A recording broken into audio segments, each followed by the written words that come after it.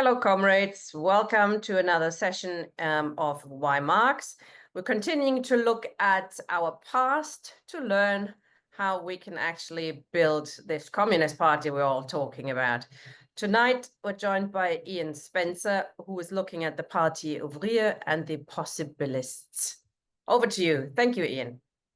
Good evening, comrades.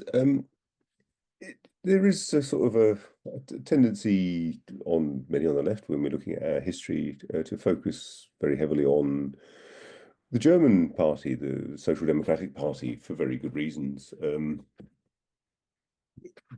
Kautsky was widely known before the disaster of 1914 as the Pope of Marxism, and was widely respected by Lenin and many others before the eventual treachery of supporting war credits in 1914.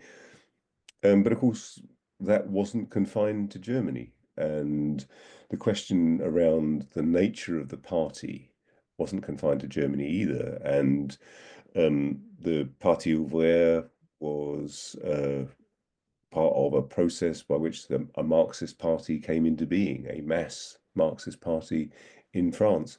And for that reason, it's well worth having a look at it and looking at the forces that ultimately led to its failure. And with that in mind, we need to consider the form taken by a communist party. So even the name Parti Ouvrier Français is an attestation to some of the kind of forces that were at play during its formation. So we'll start there. The Commune, the Paris Commune of 1871, 18th of March to 28th of May, casts a long shadow over all of French politics for the whole century. Most of the communards in Paris were Proudhonist, if anything, or followers of Auguste Blanqui, who's kind of followed in the kind of Jacobin tradition of the Great French Revolution of 1789. There were some members of the International Working Men's Association, and some of whom also were of a kind of anarchist leaning. But the subsequent defeat of the Commune, the loss of Alsace-Lorraine to Germany, and coloured a whole generation of politics, both in terms of the revanchism, that is to say, the wish for revenge and to regain Alsace-Lorraine, coloured the whole of French politics. What also followed, of course, was massive repression. It's estimated that something in the region of 15,000 communards were killed in the immediate aftermath of the suppression of the Commune, where effectively French government troops did what Germany hadn't. That is to say, they completely crushed the Commune and destroyed certainly the leadership, but also many ordinary communards who'd taken part in the struggle. It's interesting to note this picture of communards standing on a barricade built of cobblestones. These were one of the first examples of kind of war photography, one of the earliest examples of war photography, and many of these people whose faces would have been seen on the barricades would have been the evidence needed to kill them. And many communards who were photographed who were therefore identified and shot by the French forces. So the Commune, of course, is typically remembered by Marxists as something that Engels later talked about as an example of the dictatorship of the proletariat. And whilst you can take issue with how precise that is, it nevertheless served as an influence on Lenin and many others as an example of the kind of direct democracy that any kind of socialist revolutionary movement would aim for. But the other thing, of course, that casts a long shadow over the whole of French and indeed European politics and world politics indeed was the split in the International. split in the First International, which led to effectively a separate anarchist international after Bakunin and Guillaume were expelled from the International Working Men's Association. The aftermath as well of the Commune and the widespread political repression meant that effectively there was a revolutionary ebb tide. The chances of any kind of revolution were remote in the extreme, and to that end, and alongside the split, the Marx and Engels effectively shifted the headquarters of the International to the United States, where effectively it was wound up.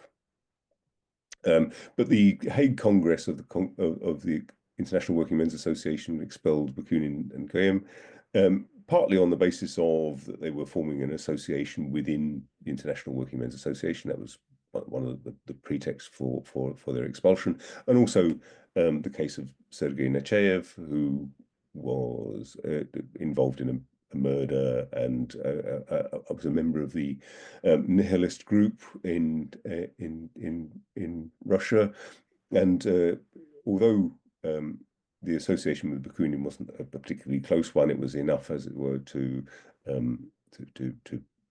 form the basis of Bakunin's expulsion. So what we ended up with is an anarchist international organized separately from a socialist international, formed in Saint-Imier in Switzerland, as is Jura, of course. So the Jura Federation, as it's known, is named after the place in the Jura, Switzerland. It's a canton. And one of the kind of defining features was an abstention from the political process. The idea that you don't stand candidates, you don't stand to be a member of parliament, you don't take part. What you are instead is in favour of mass strikes or street actions or insurrection of one sort or another. After the death of Bakunin in 1876, it was the leadership of the anarchist faction was largely taken over by Pyotr Kropotkin, who was hugely influential, even in Russia at the time of the Russian Revolution, was still being active in politics. So the first socialist party really formed in France was the Federation of the Socialist Workers of France, the FTSF, and with a kind of reformist section, which is largely led by Paul Broussais and Benoît Malon.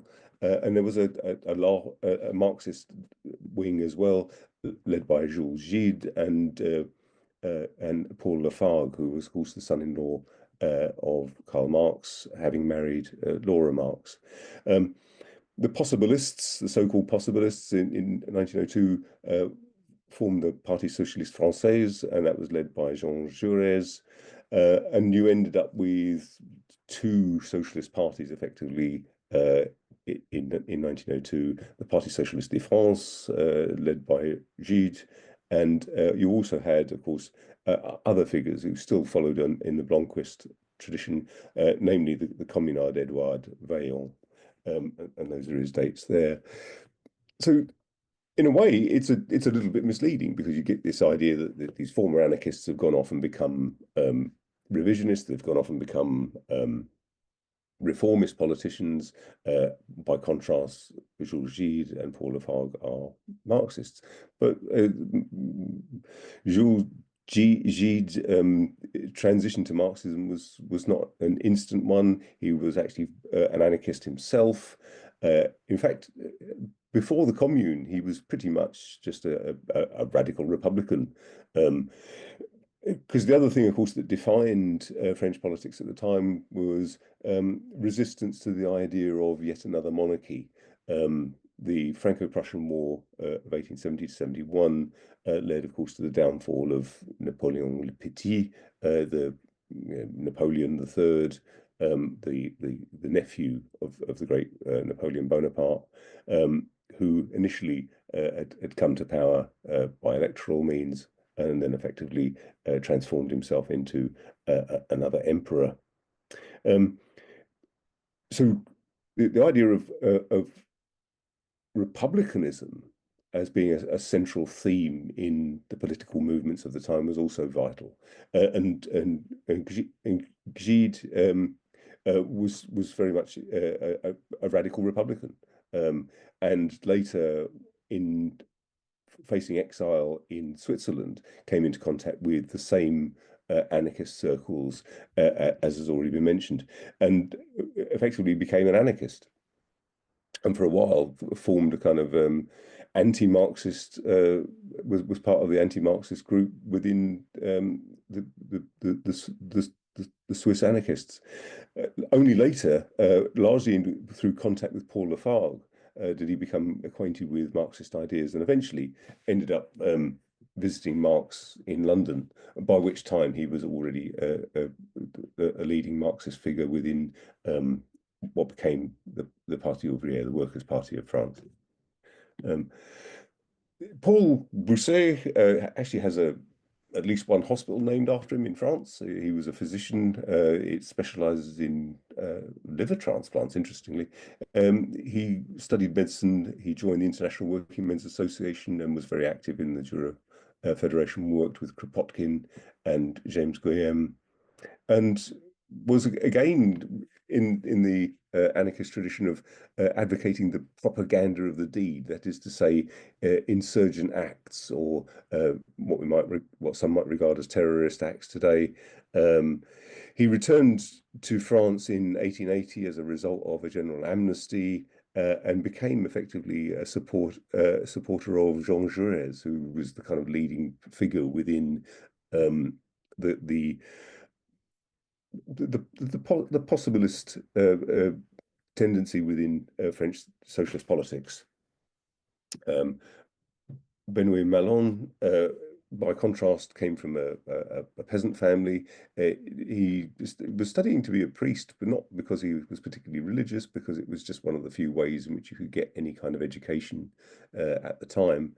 While in a seminary, he was acquainting himself with radical literature rather than the Bible, and studied the works of Proudhon.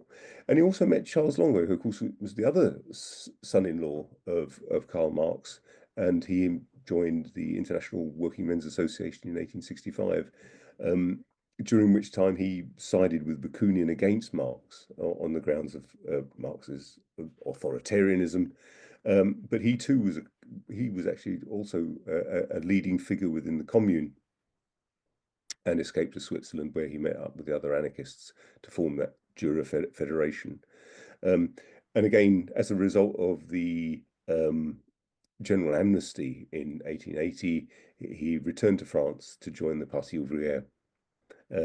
But he sided with Broussais against Gide and Lafargue. So what you have then is an early split, which has been characterized, which was in continuity with the split that took place within the First International. The other thing to remember, again, as part of the background to this, is Alexandre Millerand.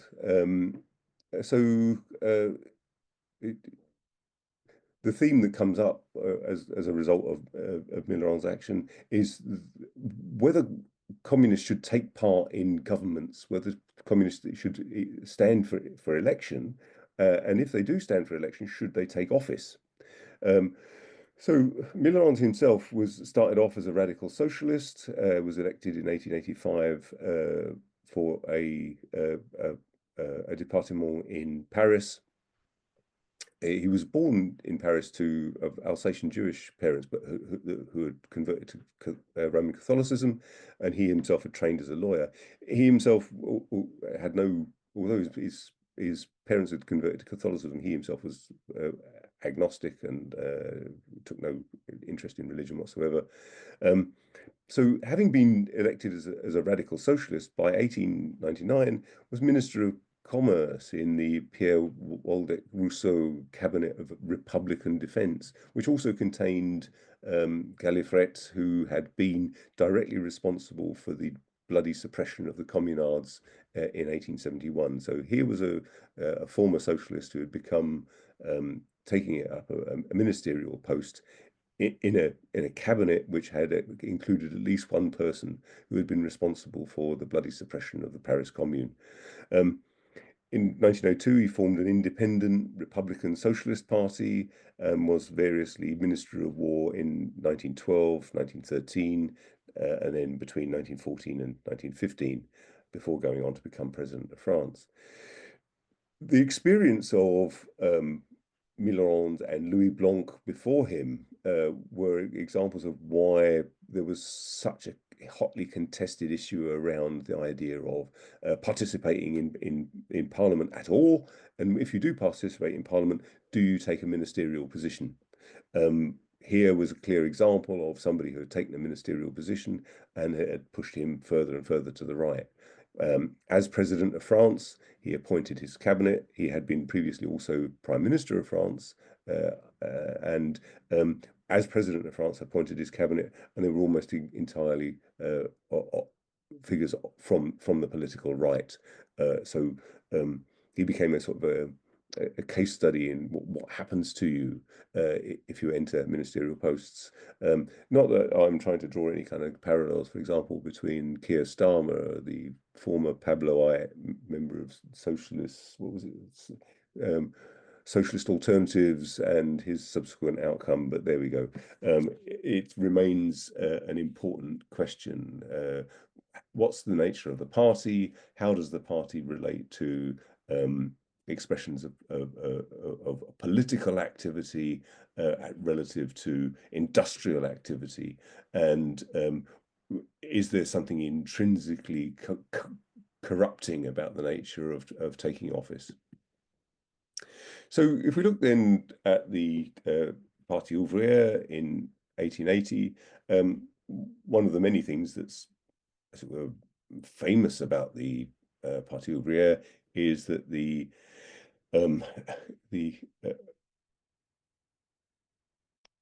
party program, of course, was written partly by Guide, but also Paul Lafargue, and with a direct input from Karl Marx.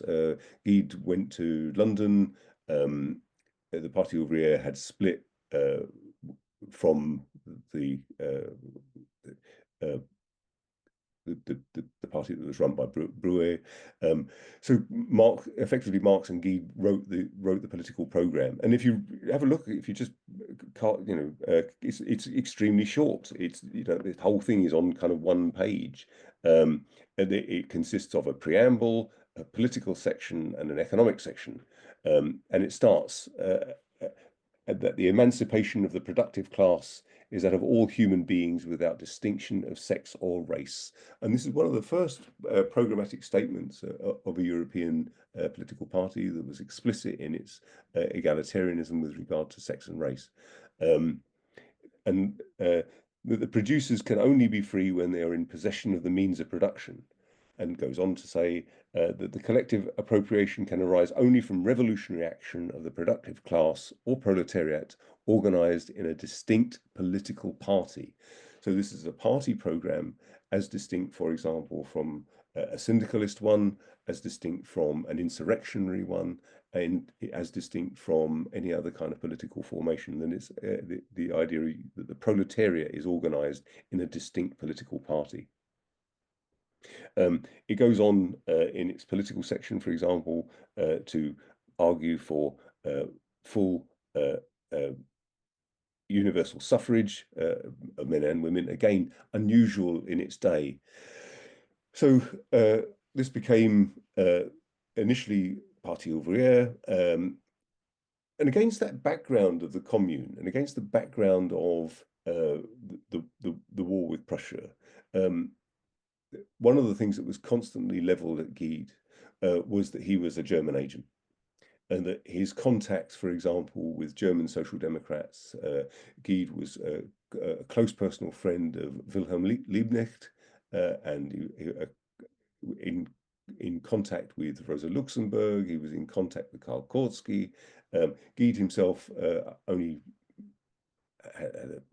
didn't speak German very well, but they all spoke French, so that would have been their common language.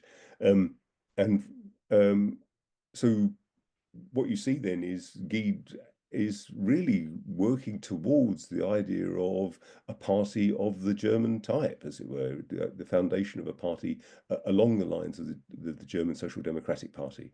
And with that in mind, he's in constant contact with the people like Kautsky, Edward Bernstein, and so on. And with that in mind as well, he was being constantly accused of being a German agent. He was being, and when he stood for election, he, as a kind of concession to this accusation of, I mean, Gide was an internationalist. And maintained that internationalism was absolutely central to the Parti Ouvrier. But with that in mind, he still changed the name to the Parti Ouvrier Français as a concession to those who were constantly accusing him of being a German agent. There was also a tendency to accommodate a Blomquist element. So they merged with the Blomquist Central Revolutionary Committee in 1902 to form the Parti Socialiste de France. So what you ended up with is the Parti Socialiste de France and a Parti Socialiste Française. And this didn't unify until eventually the development of the Second International. And the Second International was actually crucial in bringing about the unity of the French Socialist Party. This is Paul Lafargue, born in Santiago de Cuba, and he married Laura Marx in 1868 at St. Pancras Registry Office. And he was supported financially by Friedrich Engels, although Lafargue himself was elected to the French National Convention. He was the author of The Right to be Lazy, a critique of wage labour. And with Gide and Lafargue was promoting Marxism within France. And they played an important part in translating a lot of Marx's works into French, until tragically both Paul Lafargue and Laura Marx died in a suicide pact in 1911 when Lenin was at their funeral. Guy plays this enormous role within the Parti Ouvrier and the development of a united French Socialist Party. Born originally as Jules Basile, born in Paris, he chose instead to take his mother's name, Gide, and for the most part, for much of his life, he lived in pretty dire poverty. He worked as a clerk, basically, but wrote for Republican newspapers. He was started off, as I say, as a kind of radical republicanism, but was later influenced by the works of Proudhon. He was the editor of a newspaper called The Rights of Man, Les Droits de l'Homme, was a refugee in Geneva in 1876. But by the time, and so that was the kind of exposure really to Marxist politics. Gide at various points was sentenced to prison for his political activities. Typically, he was accused, for example, of promoting civil war and spent a number of months in prison at different times. And was initially opposed to taking part in electoral politics on the grounds that it was something that would be corrupting and would kind of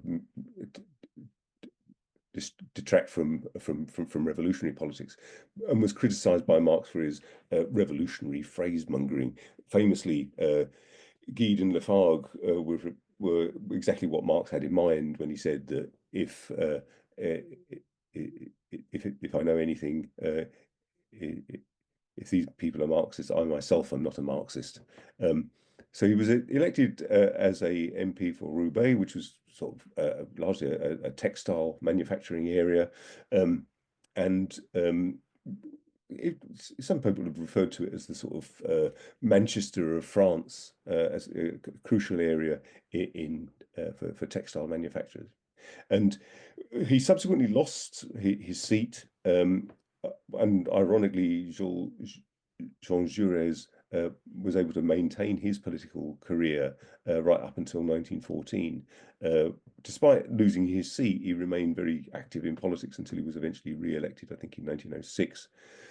But what we do find, of course, is that Guy himself ended up supporting the war, and ended up as a minister himself. Now, Guy was one of the people who was most critical of taking ministerial positions, absolutely passionately opposed to it. But by 1914, it effectively supported the Union Sacrée, the idea that socialists should still support the war effort, in the belief that somehow the war would lead to a socialist revolution, and that for that reason they should support it, and also, of course, for arguably opportunist reasons. And he also, interestingly, didn't support the Russian Revolution when it happened in 1917. There is an argument that says that he regained his seat in 1906 in no small part due to the importance of the Russian Revolution of 1905. The idea that workers could begin to challenge for power really came into being with the 1905 revolution in Russia. And from that point of view, it had an effect on possibly getting Guy re-elected in 1906. Another important feature, which is not it can't be overestimated as to how important it was. Guy actually knew Emile Zola, and Guy was had written previously in opposition to anti-Semitism. So it's strange then that he didn't particularly support the case of Captain Alfred Dreyfus, who was an artillery officer again of Alsatian Jewish heritage, who joined the army in 1877 and was convicted of selling secrets to the Prussians.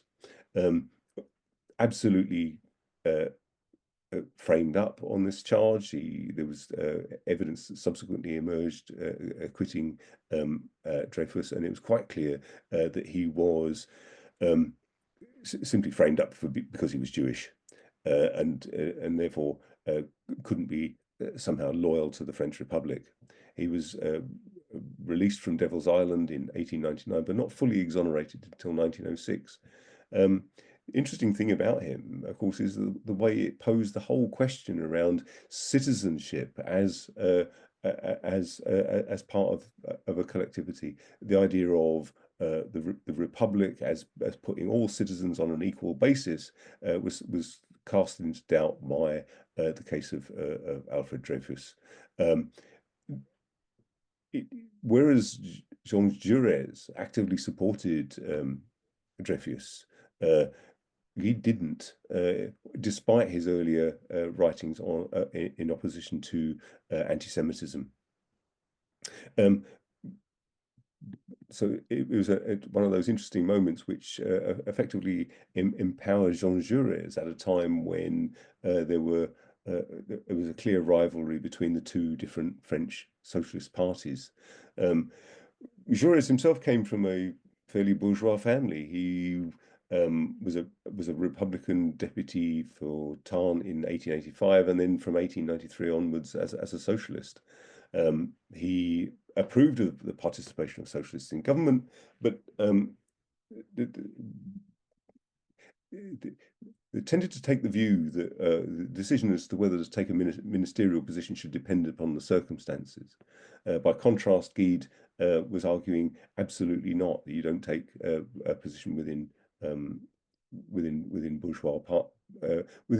bourgeois governments as a kind of junior partner, as it were. Jaurès founded the newspaper L'Humanité in 1904, and then eventually had was a leadership provided part of the leadership for the French section of the Workers' International, which was brought about effectively at the encouragement of the Socialist International.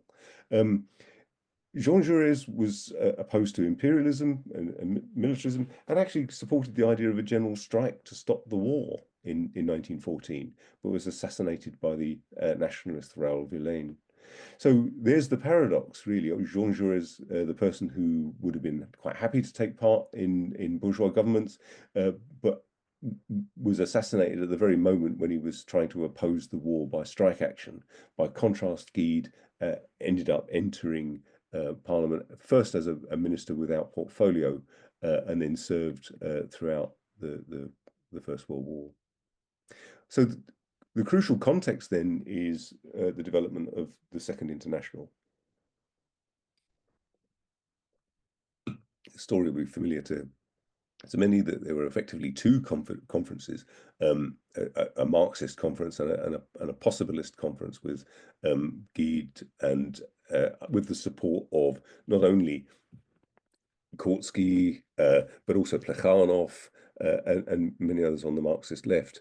By contrast, the Possibilists had their own conference in Paris, with delegates from about 20 countries. This is from the picture is from the 1907 Stuttgart conference of the Second International, and the eagle-eyed amongst you will spot Rosa Luxemburg there in the front row.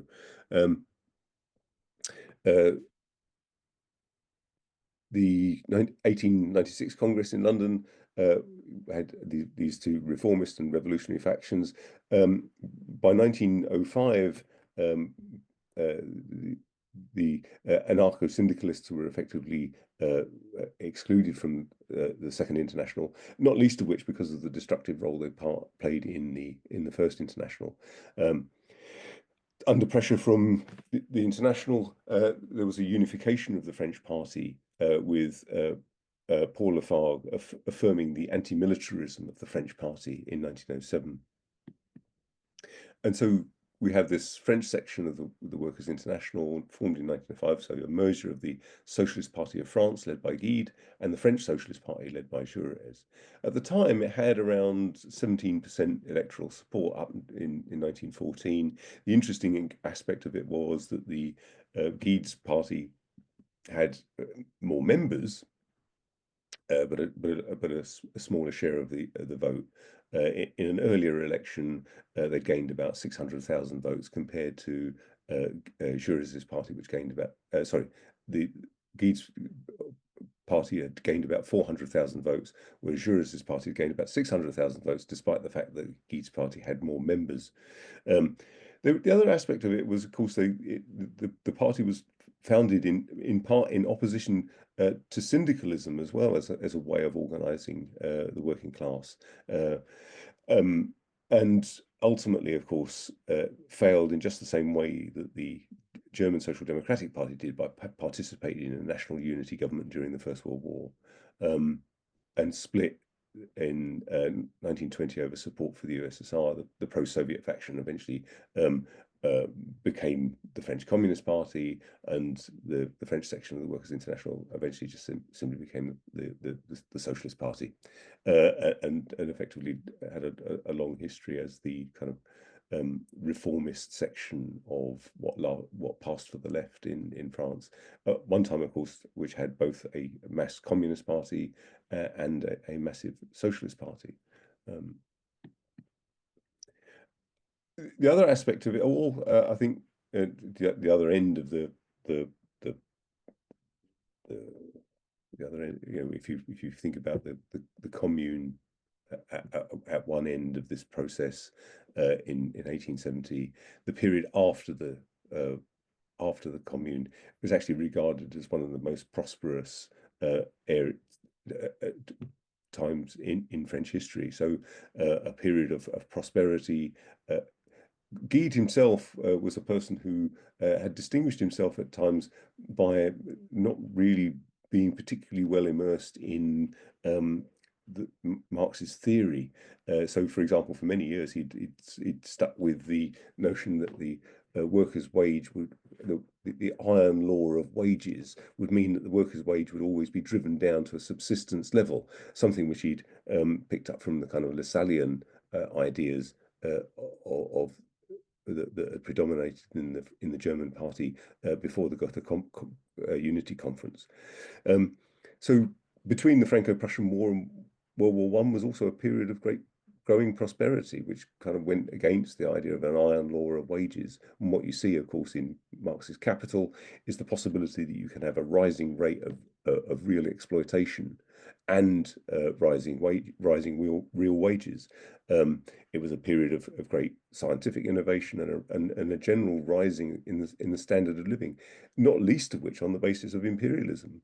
And it's noticeable that although the program of the Parti Ouvrier talks about the emancipation of all human beings without distinction of sex or race, most of the parties of the Second International did not condemn particularly strongly the imperialism of their respective countries. And what you had on the basis of that in imperialism was the development of a labor aristocracy and the growth of what we might call a new middle class, a class that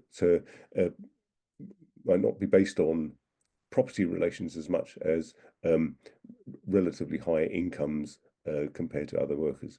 But notwithstanding, remains firmly capitalist and still posits poverty as a necessary condition for the existence of wealth, as capitalism always does.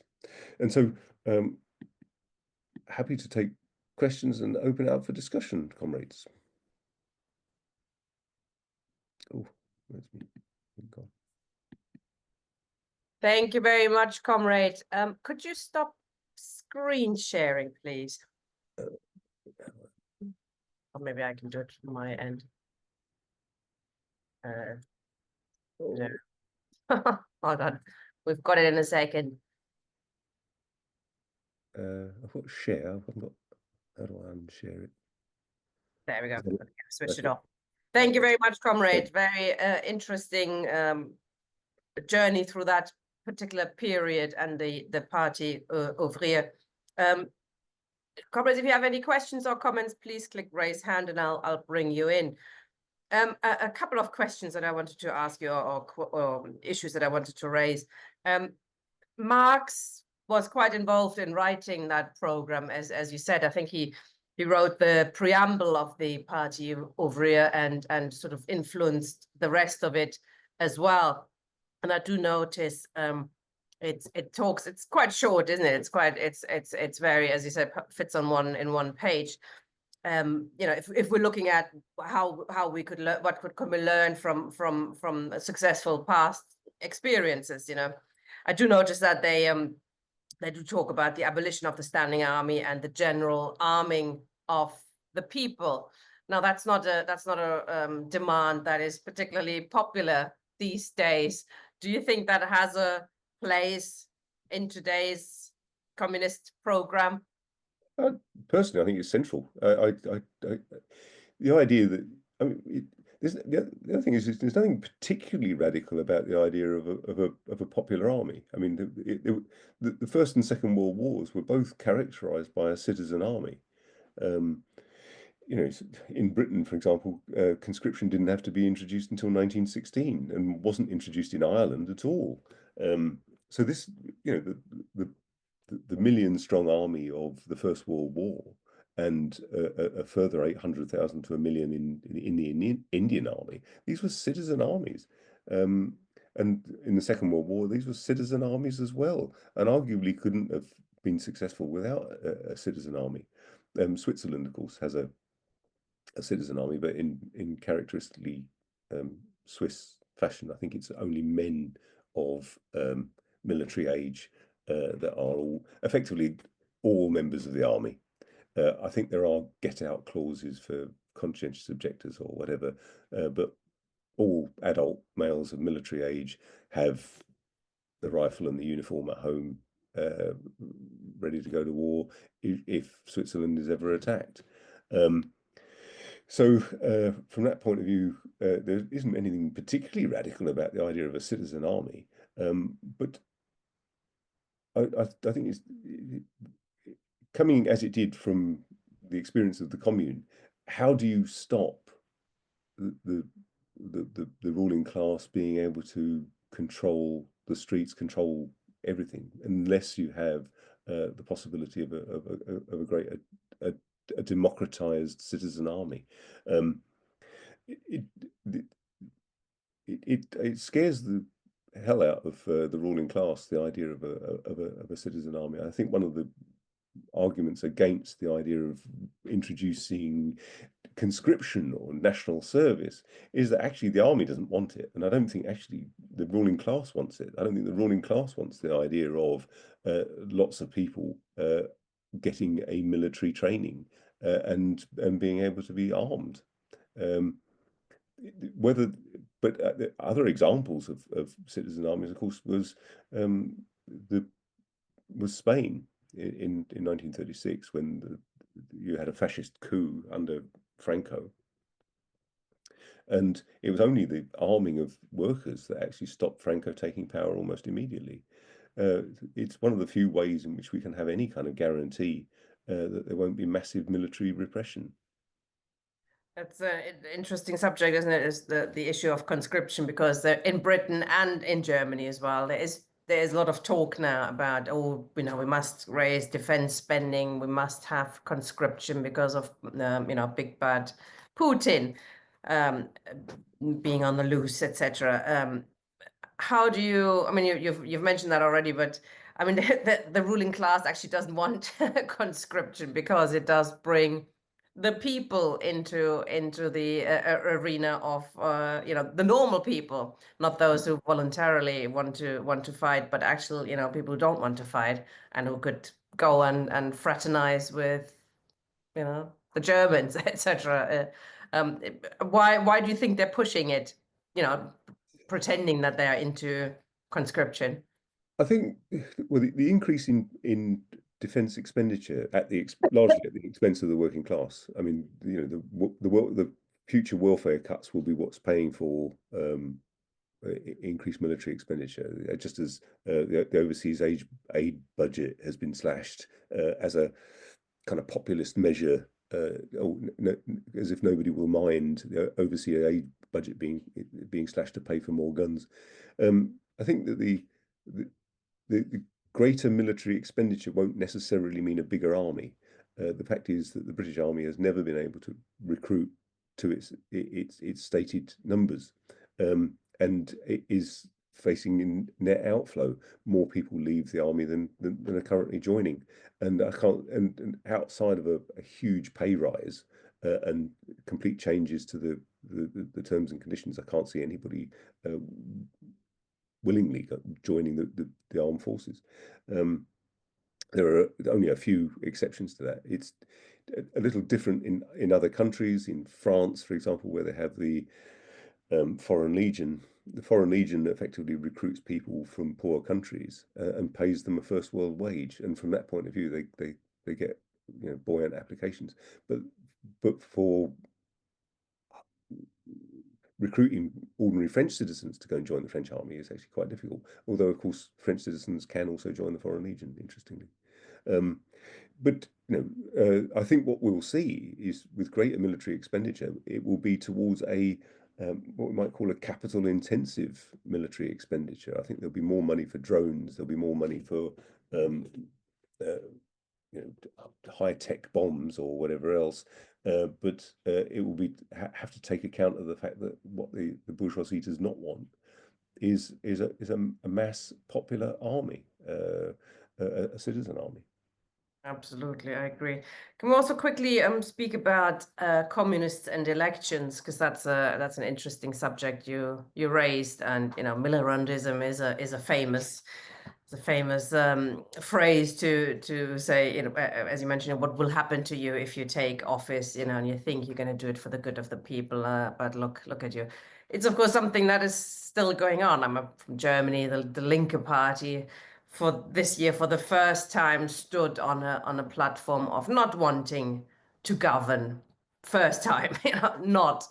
Otherwise, it's just absolutely normal. It's absolutely common that, of course, you take responsibility. We are, we want to govern. We have to do it for the people, etc. And of course, what happens is they have to slash budgets. They have to attack the working class. They have to close libraries, balance the books, because you can't have, socialism in one country, let alone socialism in one federal state, etc. So they are enforcing, in reality, the capitalist agenda. So, but I mean, communists do get involved in elections. We do stand in elections. What's your view on, that sort of contradiction? What do we use elections for? I would argue that we should use them as a tribune for the working class, that we should use them to promulgate communist ideas and to win people over.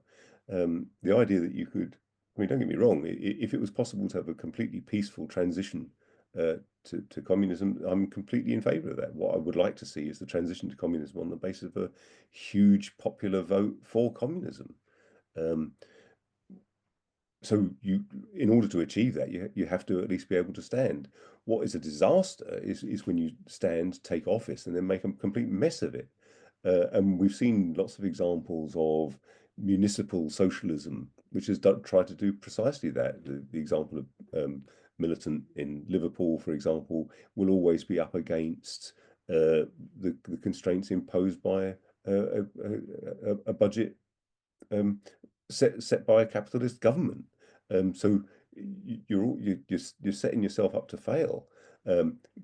Socialists, like, we've seen examples in Podemos in Spain, in Syriza in Greece, of taking office only then to be beaten by effectively world markets and or the actions of the European Union government. You're up. Any communist who actually takes power with the aim of trying to administer capitalism better is always going to be beaten. You're going to face immediately a flight of capital. You're immediately going to face resistance at every single level, from the civil service through to the armed forces and so on. Even Jeremy Corbyn, who wasn't ever in a position, never looked as if he was in a position to take power, was already being threatened by the armed forces that they wouldn't necessarily tolerate his being in office. I don't think anything would have come of it much, and I don't think Corbyn had a hope in hell of getting in. But you can see where it leads you, and everywhere where these populist, where these broad front socialistic bodies have taken power, they're now nowhere to be seen. They've been defeated everywhere. But we do use Parliament as a platform, aren't we? And Marx Absolutely. and Engels were very strong about that we should, when we can, stand in elections, not just to use Parliament to for speeches, etc. You get much better feedback, get much better audience, etc. But also to count our forces, Yeah. which sort of we need to know where we're at, don't we? We need to know, are we anywhere near being able to make revolution? Are we anywhere near a majority? Oh, it was interesting that, I mean, even Jeremy Corbyn getting elected as leader of the Labour Party led to 500,000 people joining the Labour Party. Mm.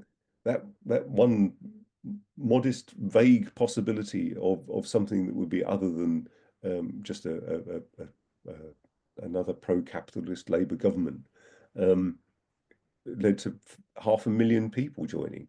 I think the numbers of people, I think people have calculated the numbers of people who've been through organizations like the Socialist Workers' Party or the Socialist Party, or one left group or another, is counted in tens of thousands. The problem is, of course, they've been making the mistake of actually taking office in the belief that you can actually do something with it. And what you see with Milland and these other characters is that theirs was a profound disservice to the working class, and really they just end up being sometimes the preferred means by which the working class is marshaled behind the interests of capital by people pretending to be socialists. So unless we can actually, unless we have such a majority that we can implement our program, our minimum program, to overthrow, the state, etc., you wouldn't take office, would you? You would not get involved with that government. And then of course you do other things if you can. You have a majority in parliament, you would do all sorts of other things. But what about these sort of politicians, George Galloway, for example, he'll stand, he did some good work around Palestine, etc. If it comes to a vote on abortion, social issues, he's probably less good. Should parliamentarians, socialist parliamentarians, should they follow their own conscience, or should they be, representatives of the party? How do we see that? How does our movement looked at that in the past? Well, the example with Marx was that one would be a representative of the party, a representative of the working class. What we should avoid at all costs is these kind of personality cults that spring up around people like George Galloway or Tommy Sheridan, or what's the whichever the latest one is. And they've universally been a disaster. The question is with whilst I'm not saying he's insincere in his support for the people of Palestine, George Galloway has effectively used it in an opportunist way, having alliances with people who wouldn't necessarily have anything to do with socialism whatsoever, purely to get himself elected into parliament. The other aspect of course, the commune was that representatives of the workers were not paid any more than the people they represent. And I think that's a crucial aspect of it as well. So it's important to be accountable to a party. It's important to be accountable to the working class directly. And so from that point of view, I would be, you shouldn't be paid more than the people you represent, and you should be subject to recall at any time. Absolutely. Very important principles there. Got a couple of people who want to ask a question or make a comment. Conchita, please. Hi. Hello, Ian. Just a probably silly question. Ouvrier, what does it mean? Does it mean worker or builder? So it's worker. So it's Workers' Party. Worker, because I consider trabajador in Spanish, worker, and obrero a different type of worker, more hands-on worker. I wondered if there's a distinction on that as well. I only got the dimmest knowledge of schoolroom French, but there are distinctions in Russian, which is the only language I've studied. So the distinction between трудящихся, laborers, работники, workers in a broader sense. So there is a distinction. So it was, but as I understand it, the Workers' Party is, I mean, because you have in French as well, travailler, so workers in that broader sense. But ouvrier, I think, means workers in that kind of sense of, like more like manual workers, a bit more like But there's a bit of background noise on your microphone, Conchita. Keep switching off. Yeah, so yeah, but the Parti Ouvrier was the party of the Workers' Party. Thank you. And please. Sorry, you're muted. Are we on? Yes, yes. Okay. Yeah. Thank you. Thank you for letting me speak last time. I'm going to try and say this very, very briefly. So, but it's quite complex, I think. But I think that that the period that you were dealing with, prior to World War I, well prior to World War I, it was a time of great possibilities for reformism, and the idea of revolutionary assault was not really on the immediate agenda. Capitalism, I think you mentioned it yourself, was progressing by leaps and bounds, and that gave rise to the idea that we could have a sort of like a series of reformist measures and improvements and step-by-step incremental progress, and it would mean that the actual taking power would almost be inconsequential. It would be a tiny little step to the to full socialism. But of course, that was then, and now is now, and the two periods are utterly and completely different. Now we live in the period of insoluble capitalist crisis. We live in the period of imperialist clashes. We live in the period of wars and revolutions. We do not live in a period where the working class can even hope to maintain its condition within capitalism. And I think that this also reflects on the idea of using Parliament. Okay, so the people who advocate an utterly utopian reformist strategy, the left wing of capital, the left capitalist wing, the left wing of capitalism, yes, they can make use of Parliament, because they are effectively disarming the working class. But the genuine revolutionary, the real revolutionary who advocates the dictatorship of the proletariat, who advocates a revolutionary assault, no way can they compete on that terrain. So I'm going to say that it's not a question of principle. There's no principled opposition to using Parliament. It's a practical question. Therefore a tactical question. It's a closed door to us. We cannot afford a TV crews and the massive funding and publicity which would allow us to create our revolutionary tribune within Parliament. It's just not going to happen. It's just not going to happen. Simply, all we're going to do, because of our lack of funding, and sticking to genuine revolutionary ideas, we're simply going to reinforce illusions that we have an authentic democratic process, which we don't. We have a process which is dominated by capitalism, which is dominated by the people who can get the funds, and obviously the people who are funding them. So, in my opinion, the two questions go together. The stage of capitalism has gone whereby the working class can progress through a process of incremental reform, and therefore Parliament is a means to do this.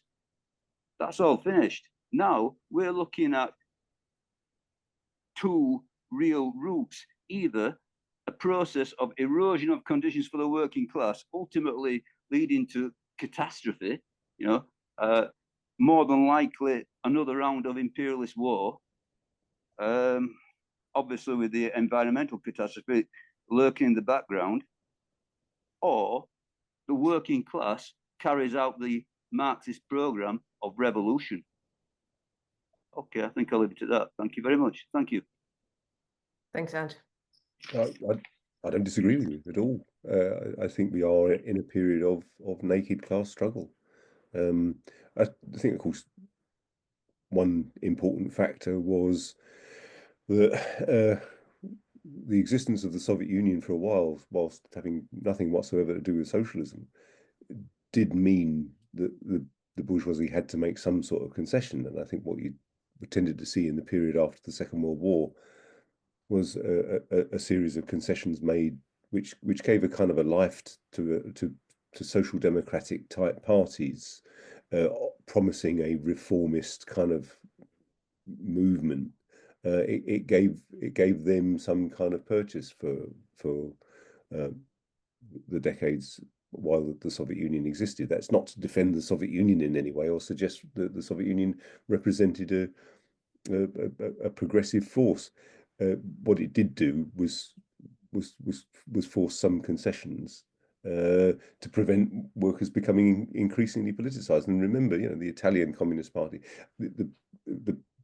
in principle, the French Communist Party after the Second World War was, it was a mass communist party with the potential to challenge for power. However, it was also, of course, a party which was effectively executing Soviet foreign policy. Remained a resolutely Stalinist party, as many of them did. And Stalinist parties throughout the world played that role of being an adjunct to Soviet foreign policy. But there was at least a period when concessions were made on that basis. There's no need to make those concessions anymore. And from that point of view, we are back to naked class struggle, and we do face an existential crisis in terms of both the environment and almost certainly continual war. Oh, I was going to say we are actually a bit closer to war now, world war, than we have been for many decades. So it's not dissimilar to the run-up of the First World War, actually, and we should keep in mind what happened to the workers' movement. And you touched on that in your presentation on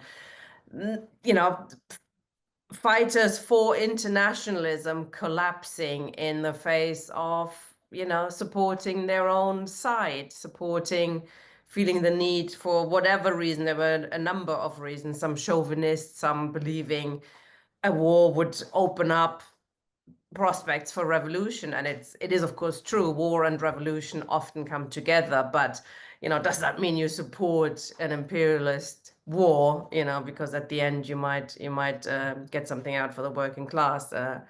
No. How do you see the relationship with the period in that respect? What worries me is where you do get the George Galloways of this world, who are effectively playing a nationalist populist game. Who can outdo the right nationalists? So it's only a short step from some of the Galloway's pronouncements to simply saying British jobs for British workers. And internationalism isn't some kind of add-on, bolt-on piece for what Marx is arguing. Without internationalism, we're completely lost. The idea that you could just take power in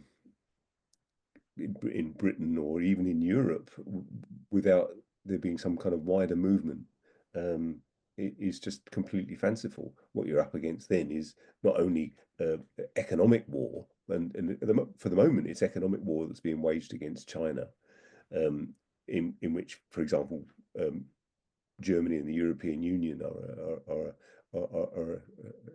an additional casualty. So it's an economic war at the moment, but economic wars have a tendency to turn into hot wars very quickly. And of course that inter-imperialist rivalry is exactly what we saw in the First World War, and I think it's a very serious possibility. Internationalism is absolutely vital. The enemy is at home. Our own ruling class is the people we should be fighting. Yeah, absolutely. Steve.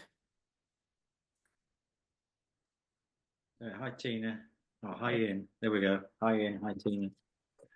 Thanks, Ian. I'm just going to say, Ian, thank you. I did enjoy your presentation, and it was very informative, and I've taken a few notes as it went on, but it slightly failed for me a little bit, I have to say, in one sense, because in the Weekly Worker, I noticed a headline on an article which I wrote was that I was a very English possibilist.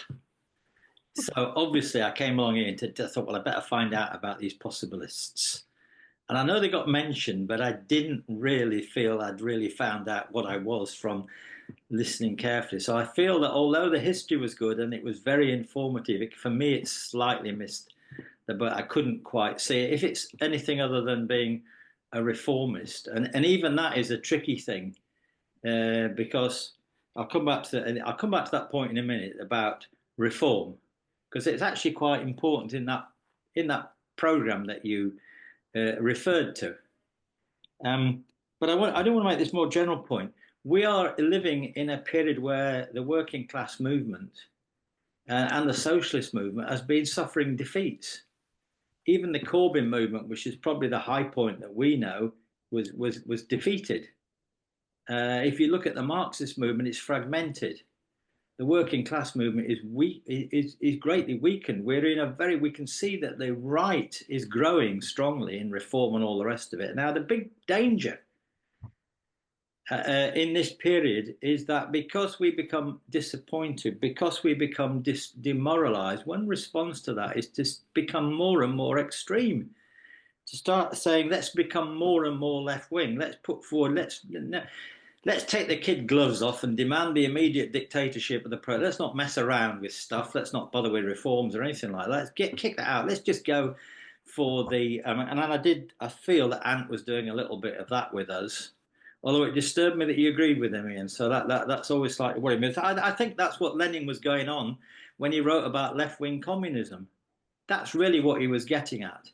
That it's very easy in a period of defeat and disappointment to veer actually to the left and even cut yourself off even more from the defeated working class. Because if the working class is defeated, you have to find a way of connecting to that working class movement, and you have to find a politics that connect, not to steer off into sort of the outer limits somewhere, into that thing. Now, when we come back to the programme, I can see where it is.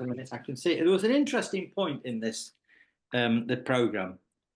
Of the French Workers' Party, and there's this disagreement over the minimum section that's referred to in there, and it's the Gez. I never managed to pronounce his name. Gezde. I don't know. Ged. I don't know what to call it because I can't quite work it out. But anyway, whoever it was, him.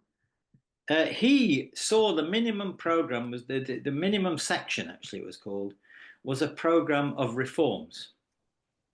And he reckoned that these reforms couldn't be achieved under capitalism. But the reason that you put them forward, so the workers would rally to them, then they'd realize that they couldn't win any of these reforms, and then they'd veer off to the left. They'd desert the radical party, as it were, that was offering them various things. So the idea of these reforms, the minimum section, was kind of to trick the working class into breaking from the radicals. So it's a trick. And I can see that sometimes in what we might call the transitional program. And sometimes the transitional program is put forward with reforms that they don't really believe. We're never going to win those reforms, but if we put forward, the workers will think they're great, and then they'll come over to us. Now, whereas Marx had a different position altogether. He thought, very importantly, he thought that was nonsense. He thought that these had to be reforms that were achievable within the framework of capitalism. And that's what he said. These are reforms that can be achieved within the framework of capitalism. For example, if we take that, the abolition of the House of Lords. Now, that could be achievable within the framework of capitalism. It's a reform. We can understand it. And it is achievable reform. If we get rid of the House of Lords, capitalism will still exist.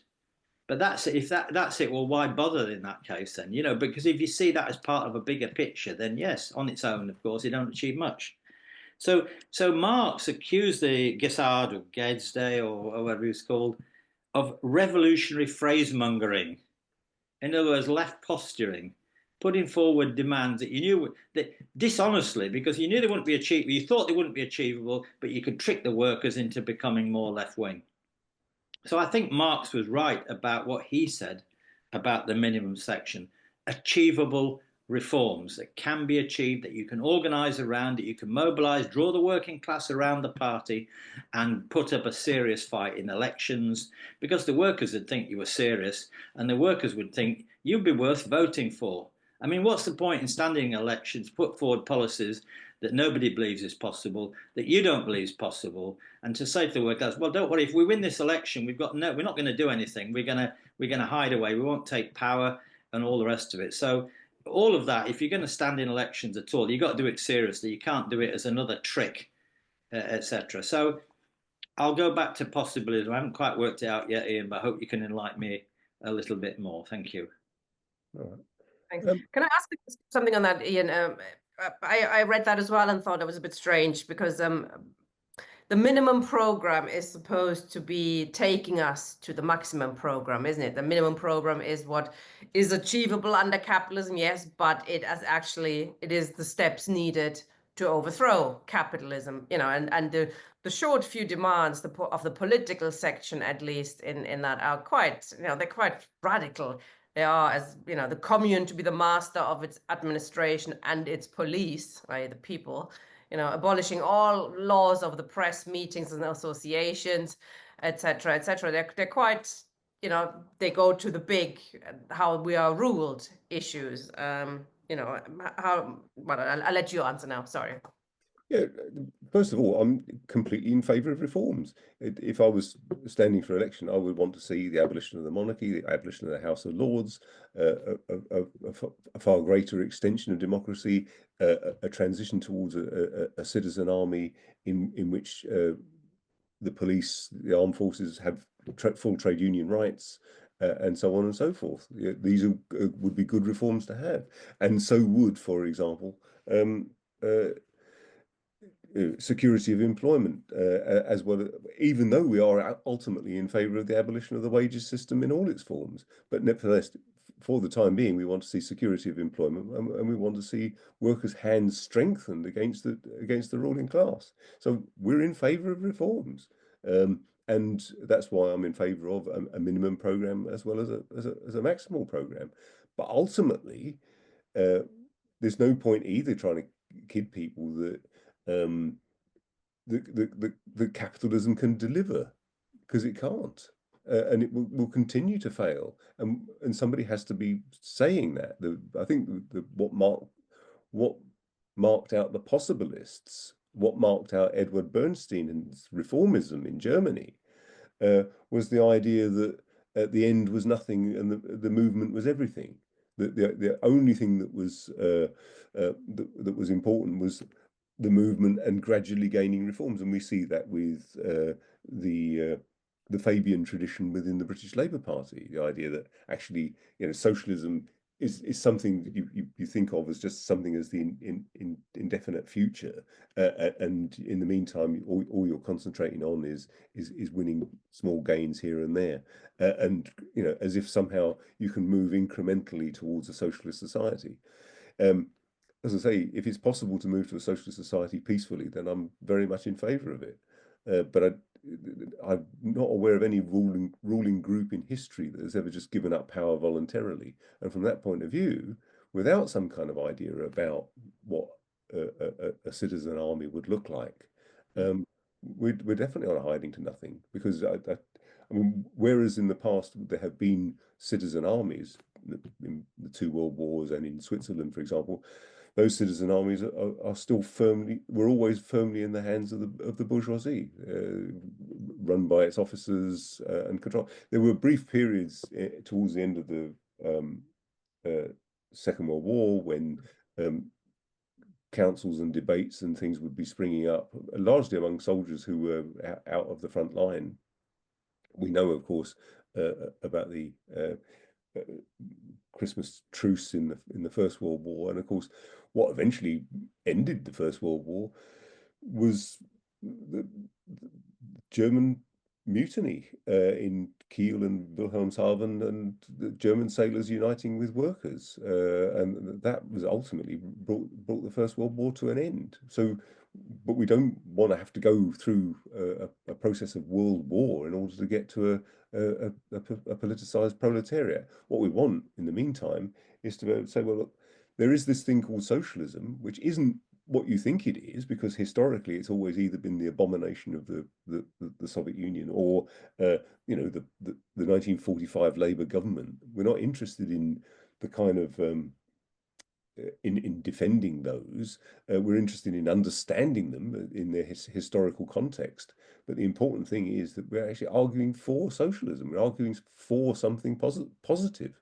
The problem with possibilism is that it says that capitalism is all there is, really, and any kind of possibility of socialism is deferred to an indefinite future. Thank you, Ian. I hope you like that, Steve. I doubt. No. Guess what? I may. If there's nobody else, I may come back up at some point. Go on and come back. Yeah, go on. I won't go. Let somebody else have a go, and I'll. There's nobody else with their hand up, so you can have another go. Okay. have another go. Okay. Well, look, you know, I was talking, the RAF was talking about the idea of a Commonwealth Party, and that's not the same as a Communist Party, by the way. So we were putting forward a manifesto, and I mean, I just want to reference that manifesto because it says in there, for example, that all citizens will receive professional military training for the safety and security of the Commonwealth. So the idea is if you're going to have a Commonwealth of the people, then you must have military training, you must have a citizens' army. If you can call it different names, a people's militia, a citizens' army. So, you know, that seems to me, you know, quite logical, and quite right. So I mean, I agree with that point. That's not the point, really, the point of disagreement. It's if the working class movement is not ready for full communism, is not ready, it doesn't yet have that idea of communism, and they are being under attack. How do we as communists work with people to the right of us to advance that program? And if you say to them, well, first of all, you must sign up for full-scale communism. And if you don't sign up for full-scale communism, we cannot be in the same party. Now, you could say that if you like, but I actually believe that Marx completely rejected such a notion. So yes, we can. Communists can be in a party with a broader mass of workers who are not communists, who don't believe in the communist program, who don't accept the communist program. But by the way, in the struggle for that party, the communist program can come to mean more sense. In other words, it may be a way of winning a broader mass of people to the idea of communism, i.e., as a world alternative to capitalism. I mean, not a national alternative, because I don't believe in socialism in one country, but as a world alternative. So you have to make that goal, but you have to take part in that process of marching with the working class, which isn't communist. There is no mass communist movement in England or even in the UK today. So it's a question of how do we engage with them. And that doesn't counterpose itself, by the way, to the idea that those few communist forces that there are should find ways of working more carefully together and becoming stronger. So I don't think you can do two things. You can walk and chew gum. I mean, that's what I was arguing. Let's walk and chew gum rather than just chew gum. That's it. Well, firstly, the idea of Commonwealth, that's the point, isn't it? How do you address property relations? We are in favor of the common ownership of the means of production rather than the state ownership of the means of production, for example. We're in favor of and the extreme democracy that goes with that. But it's not going to happen overnight. The other thing you mentioned before that I didn't really reply to was Lenin's left-wing communism and infantile disorder. Lenin was specifically referring to people who rejected the idea of the use of parliament. So, you know, Willie Gallagher in Scotland, Anton Pannekoek in Holland, the council communist Pannekoek, and of course Sylvia Pankhurst in the Workers' Dreadnought group. All expressly rejected the idea of working either within, for example, parties like the Labour Party, and expressly refused to have anything to do with standing for election on the grounds that you couldn't use a bourgeois parliament to bring about socialism. You know, Marx, of course, famously talked about the need to smash the state, but he's not at any point arguing that you shouldn't use parliamentary processes in order to bring socialism about, and socialism in the sense of the common ownership of the means of production. If you're using the word Commonwealth as a kind of, it's like communism, but not going to scare the horses. I think you're going to have to ask the question: well, who's fooling who? You know, people are not going to not see through it. So you might as well say what you really mean. And if it's communism you're after, say you're after communism. Absolutely. Got a few people with their hand up now, which is good. Andy, please. Hello, comrades. I'll keep it short. It's actually a question to Steve Freeman. I've heard a couple of comrades, including Steve, this evening, but a couple of comrades previously referred to this idea of Marx saying that, you know, communists don't organize in separate parties. So the question is, what does Steve make of Marx's sort of like objections to the merging of the Lassallians and the Eisenackers? You know, he's quite clear that that shouldn't happen. He objected. I mean, clearly, when it did, it had quite a positive effect in terms of the growth of a large Marxist party in Germany. I mean, I would have questions around whether it was hiding within it the seeds of reformism, but that's my question to Steve. You know, people quote Marx as a, you know, to legitimate communists joining with reformists in a single party, and yet Marx was quite opposed to, let's say, this unity between the Eisenackers and the Lassallians. So I'm just wondering what Steve's explanation is for that. Good point. I'm taking a couple of other people in, if that's okay, first, before I let Steve back in, if he wants to come back in. Malcolm, hi.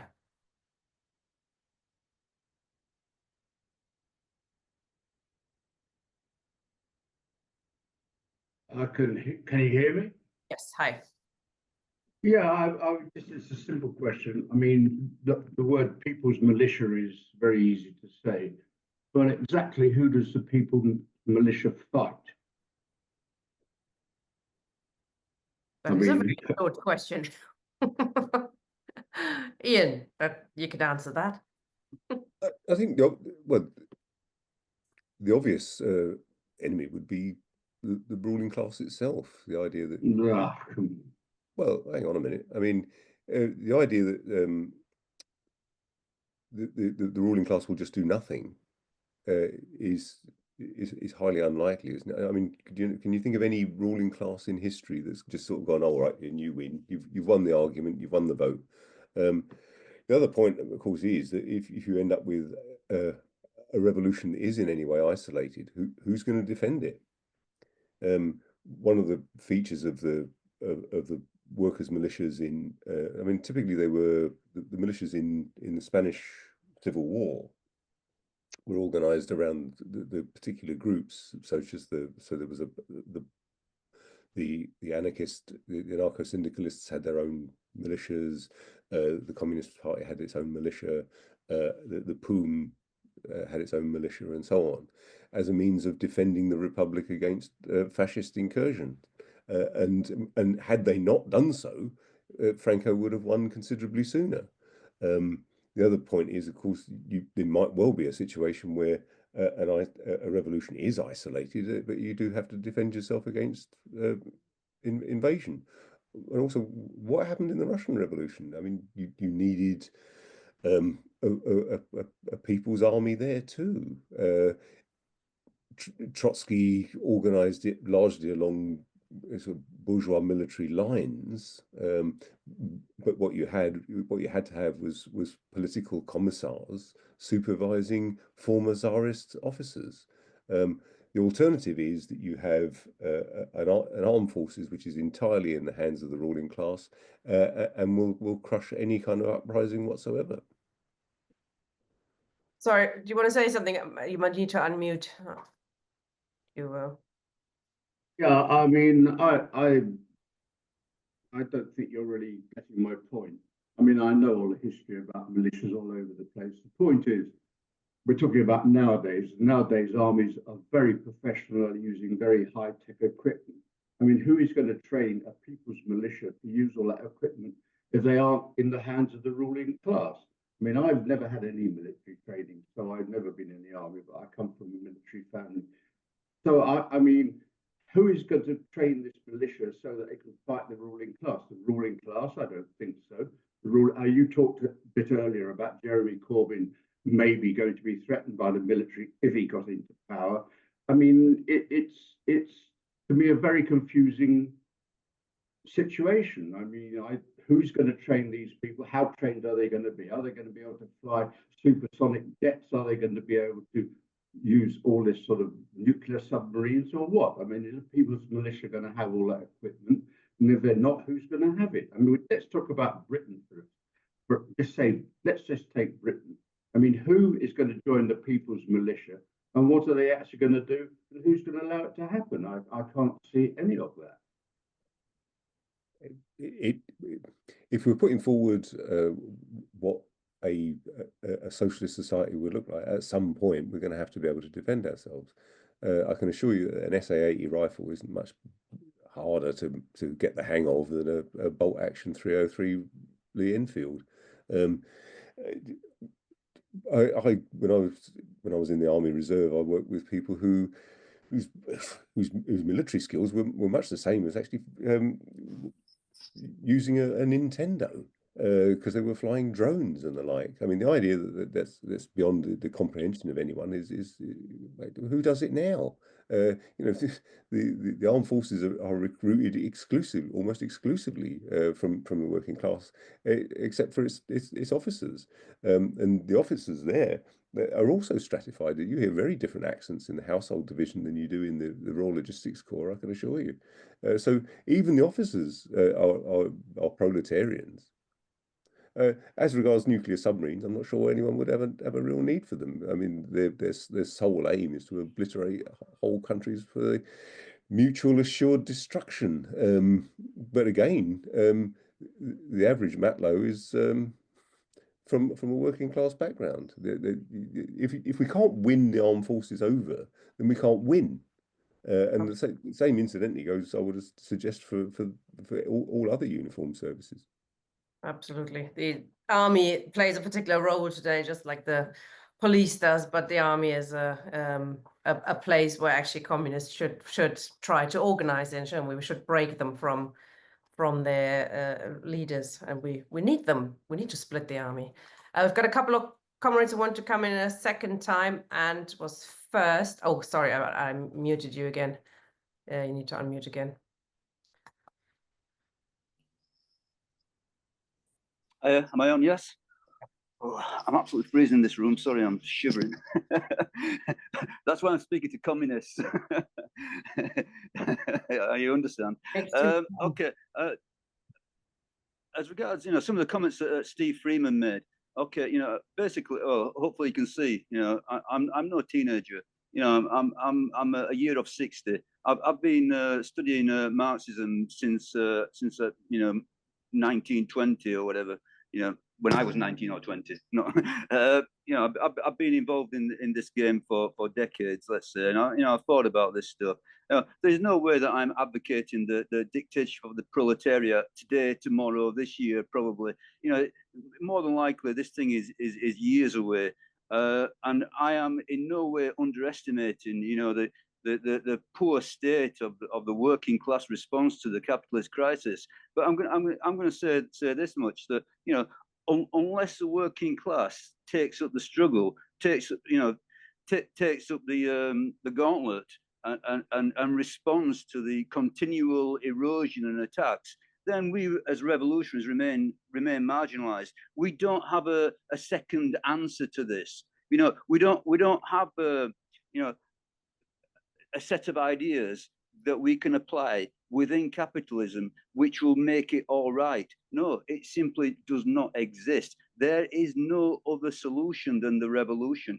And I think that all this idea about abolition of the House of Lords and whatever else we can the changes in the capitalist state machine can be made will make pretty much no difference whatsoever to the reality of decline for millions and millions and millions of working class people who quite rightly, I believe, are responding to the electoral farce, the farce of a democratic process, with abstention. That is the reality of it. Not who's really taken in by the things can only get better rhetoric. Nobody. Things can only, the Marxists will tell you things can only get worse. That is all that capitalism offers.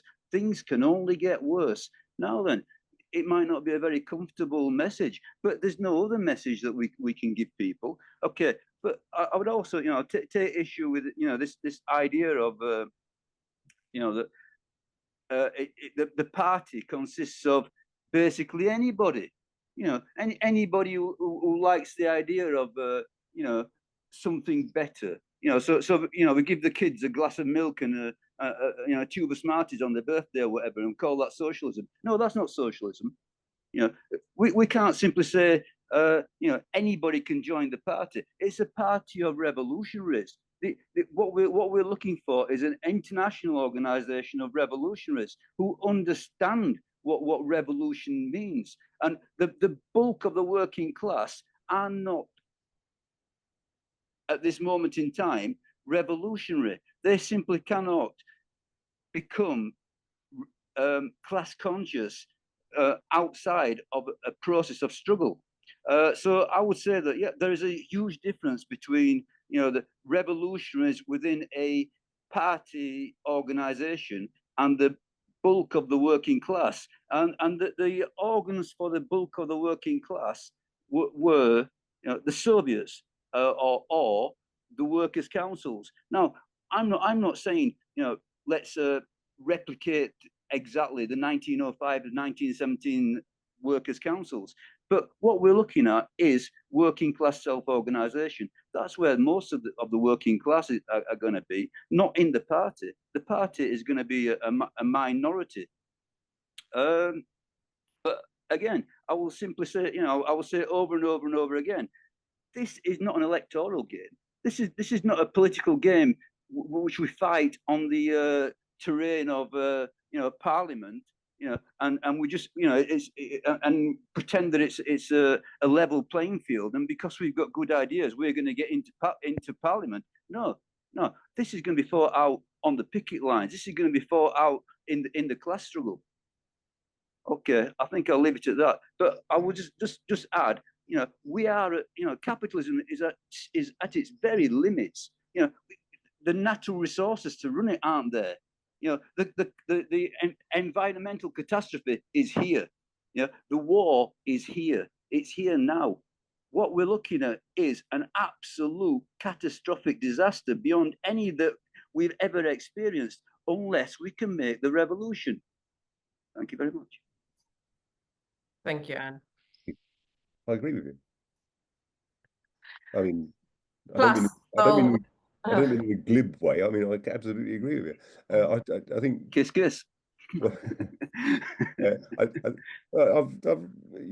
Your paper sits next to mine, by the way, in the People's Bookshop in the Communist Workers' Organisation. Paper sits next to mine in the People's Bookshop in Durham, so it's a good read. I suppose what the Parti Ouvrier story really tells us is about the importance of the organisation to as a party. We know, revolutions will throw up novel forms of organisation, such as the Soviets. But what happened in the Soviets and what happened in the workers' councils in Germany was, of course, that these were not just councils which operated in a vacuum. They were often controlled by parties, and unless we're prepared, unless we have the party, unless we have a party with a proper program, then what's the basis for preparing for revolution? And so that's why I'm sort of committed towards a party program rather than a syndicalist one or a council communist one. Also, I think worthwhile picking up on the point that there's no need or no point fighting for the abolition of the House of Lords and things like that. The Parti Ouvrier had a very radical political section with political demands, and I think from our point of view, it's hugely important that we do take up such issues, all issues in fact that do affect every class in society. In order to become the ruling class in society, we have to fight in all of these arenas, including making,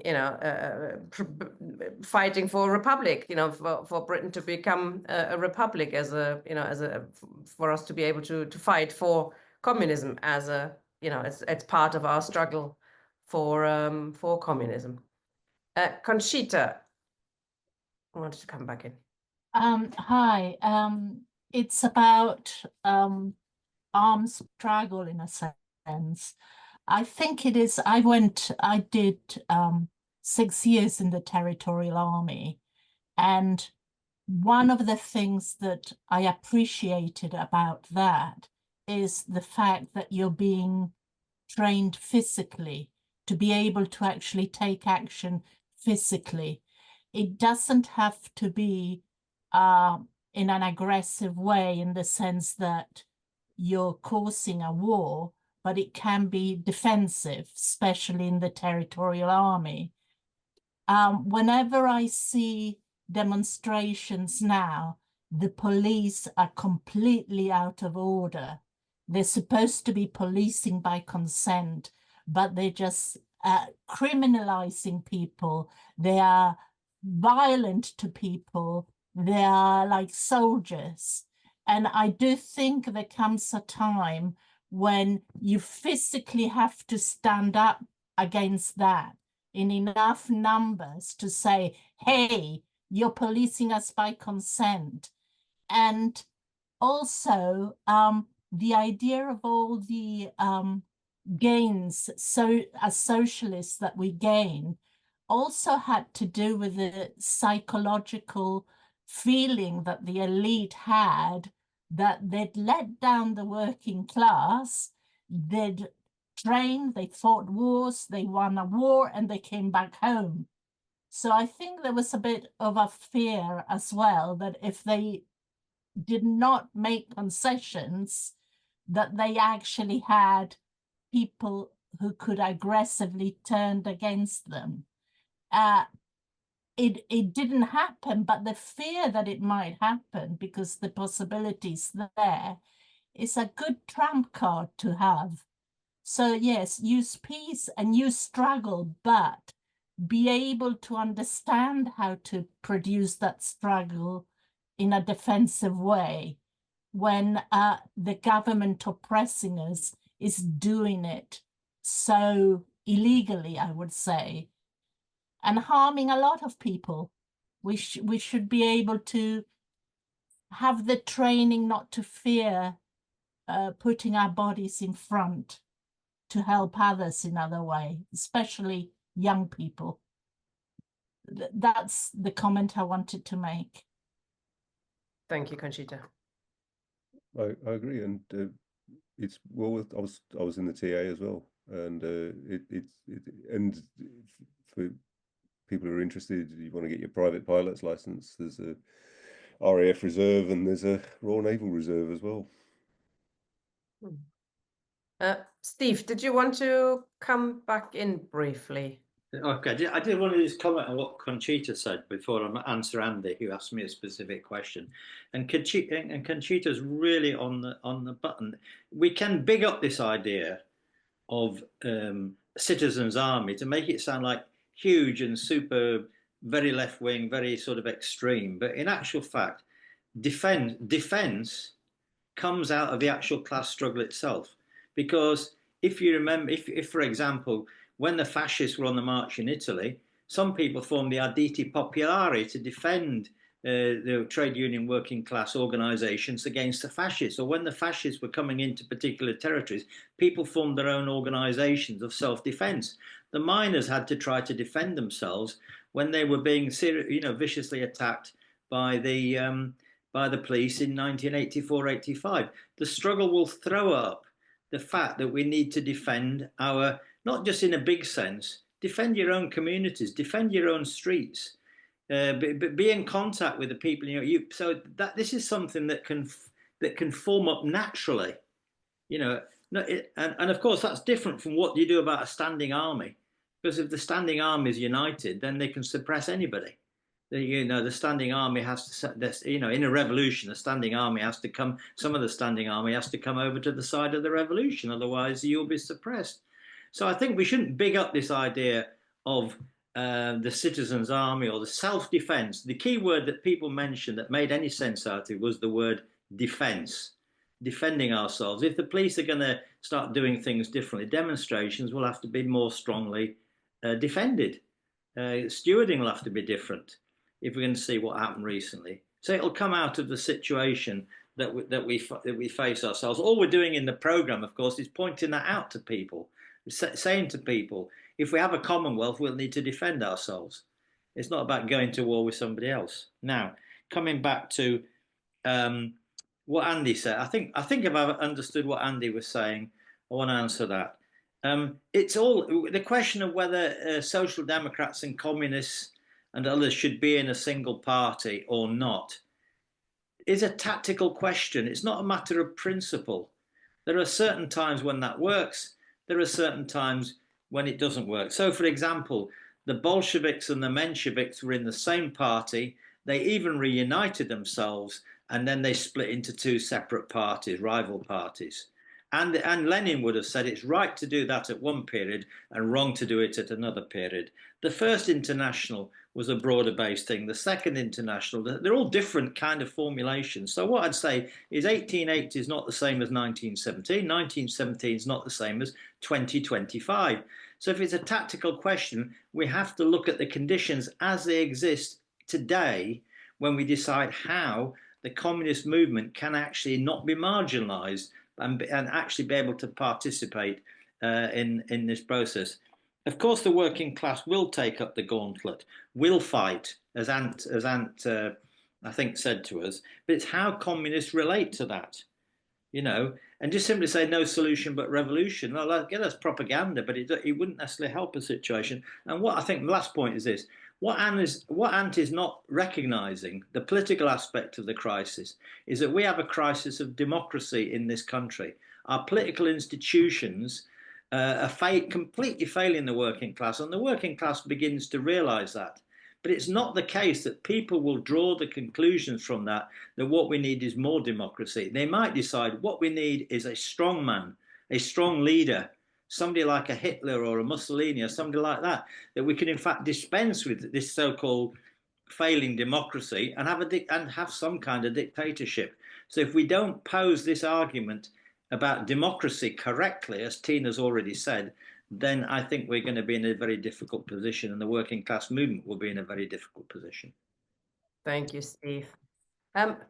Ian, perhaps when summing up, maybe you could tell us what we could sort of the takeaway points for us to learn from that period, from the Parti Ouvrier, for our efforts to build a communist party today. I think that the principal one is the importance, for example, of a program, and what we see in the Parti Ouvrier is a program which is succinct, to the point, and above all principled. I think, yes, we can work together with people in a principled way across a political spectrum, but I think that we have to be there to fight for communism. I think we have to be there to have a clear idea of what it is that we're after. For most people, communism means either the Soviet Union or, at most, some sort of social democratic version or whatever. So some kind of reformist project, or if they think of socialism, they're thinking of, the post-war Labour government or some such. And for most people, that isn't particularly attractive. And also, it just isn't on the cards. The idea that the bourgeoisie is going to make some series of concessions just on the basis of reason alone, or just on the basis that things might start getting nasty out there, I think is highly unlikely. It's going to get nasty out there because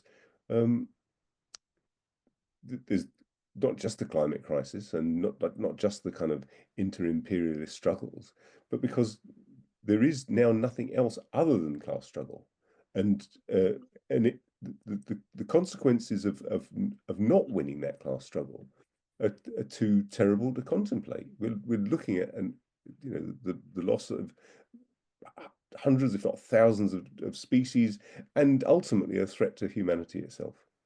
So there isn't really a choice but to go for communism.